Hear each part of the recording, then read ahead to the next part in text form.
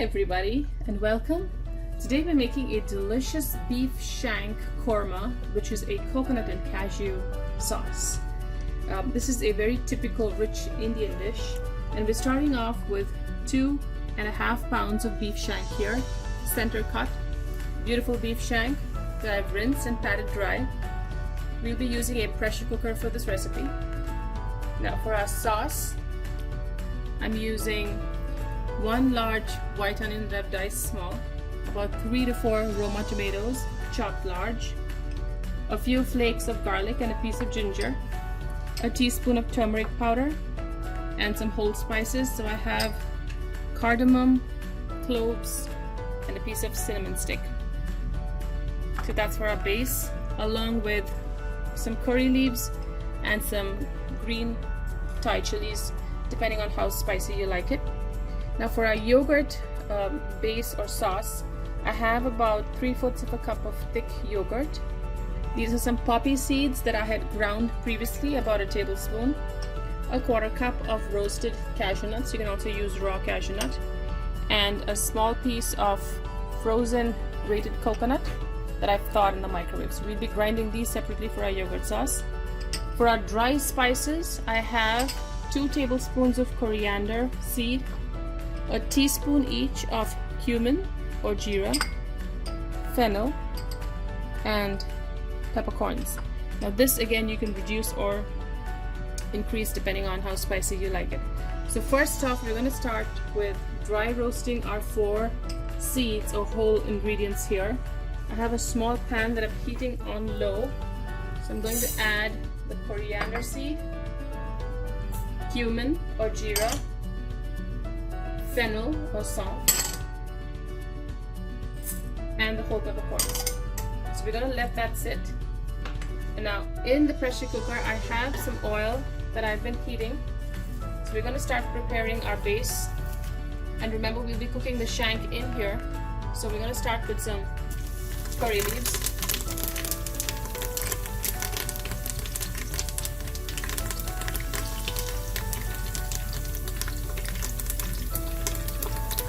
And after that we're adding whole spices.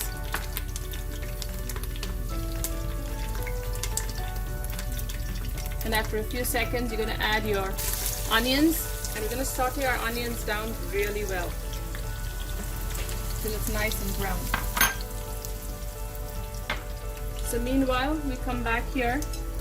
So while we have our 2 pans going, we are going to blend our green chilies, some of our green chilies, the tomato and the ginger garlic.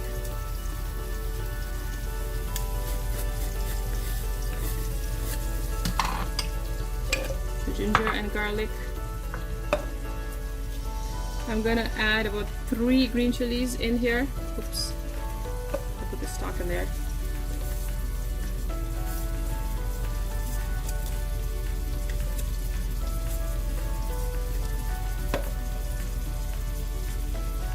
Third one, and the tomato.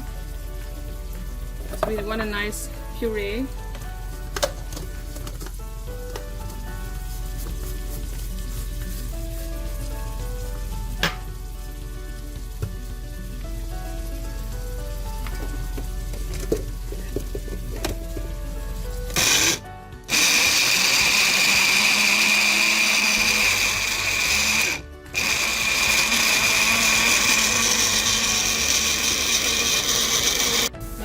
Browning nicely. You want to continue browning them, and I've just chopped up the stalks of the cilantro or coriander leaf bunch. I'm going to add that in here. It adds an extra layer of flavor, and you don't want to waste the stalks because although they are a little fibrous, when you chop them up really fine, they lend a lot of flavor to the onions that you saute and to the curry or the sauce. While that's happening on this stove, I have lightly toasted our seeds, and we're ready to grind them into a dry powder.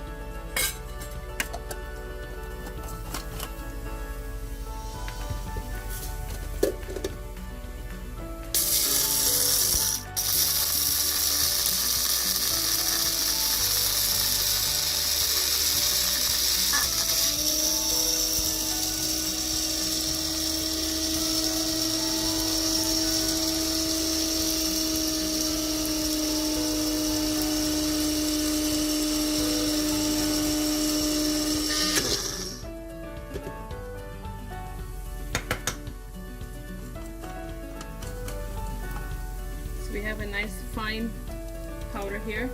I'm going to set that aside, and my tomato and ginger garlic puree is also ready to be added. Let's go back to our onions. I'm going to brown this up nicely. Another couple more minutes. As our onions brown, we can now, it's cooked and it's slightly brown, so we can add the turmeric powder and our tomato ginger garlic paste. So remember, it has raw ginger and garlic, so it needs time to cook.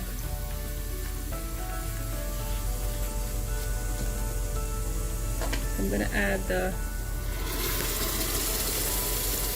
tomato paste in there and continue cooking it down.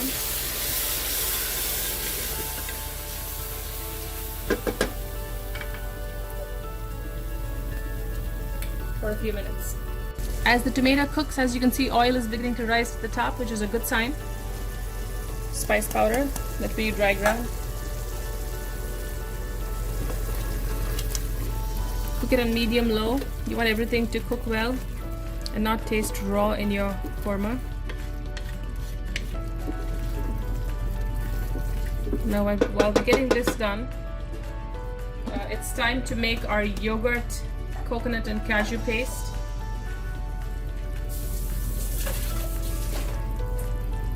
So right in the same jar that I used to grind the tomato, I'm going to add the roasted cashews. These are unsalted roasted cashews.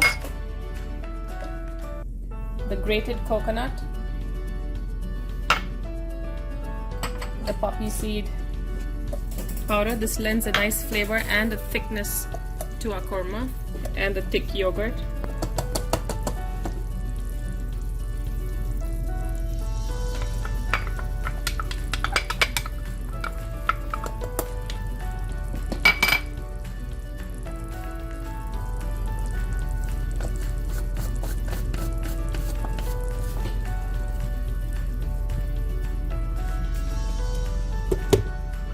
We just move the blender over.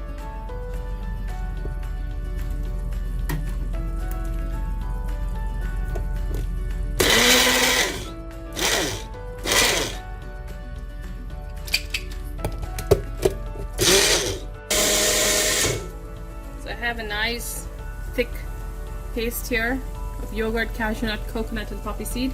So we're going to keep this for the end after our shank is cooked.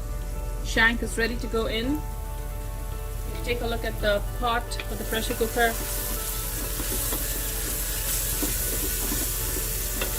the oil is beginning to surface and leave the sides. That's a sign of a good curry. So we're going to add our shank in. It's a nice fatty piece, along with some salt, enough to salt those big chunks of meat. I have about 3 Thai chilies that I've slit. I'm adding that, along with water, enough water to get it cooking. So I'm using a pressure cooker. You could choose to use an Instapot or an electric cooker, maybe even a slow cooker.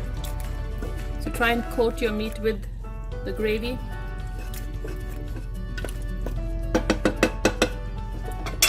I'm adding in just a little more water. I want to make sure that it does not burn.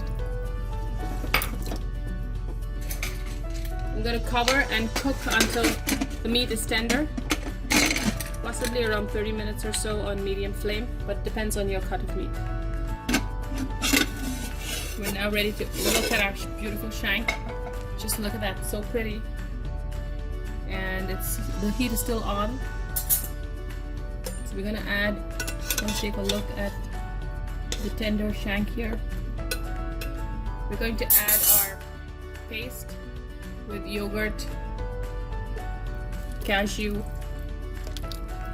poppy seed, and coconut. Bring it to a gentle simmer and give it a nice mix. You don't want to break it up either. Giving it a gentle simmer. Stir, and it should come up to a simmer. So once it starts simmering, we should be ready to serve. So it's been simmering for a couple minutes. We're going to throw all of the chopped cilantro leaves in. Give it a gentle stir, especially if your meat is literally falling off the bone. And we're ready to serve. So I'm just going to see if I can lift this up.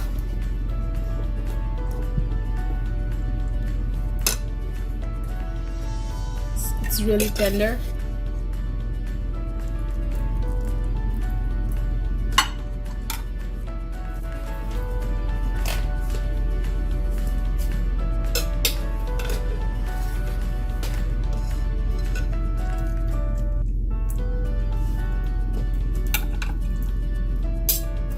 A delicious korma.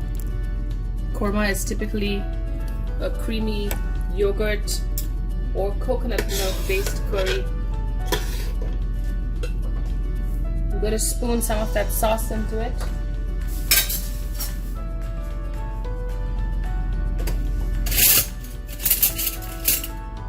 I'm going to grab one of my soup ladles.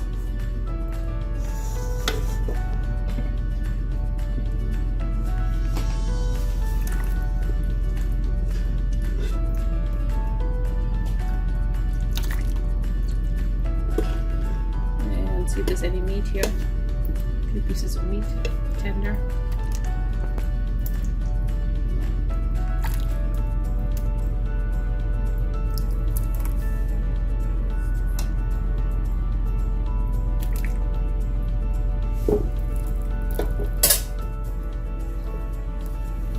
And pour the rest in gently.